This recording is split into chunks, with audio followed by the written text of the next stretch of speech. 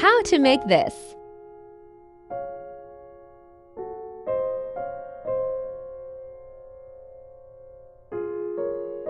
First, start with a canvas. Then draw anything.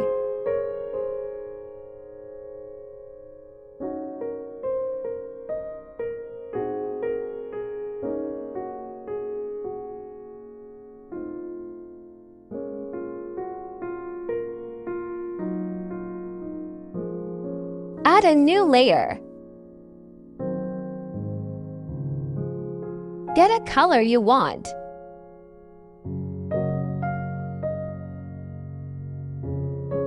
Color the outlines only. Like this, make sure it's on layer 2. Clip.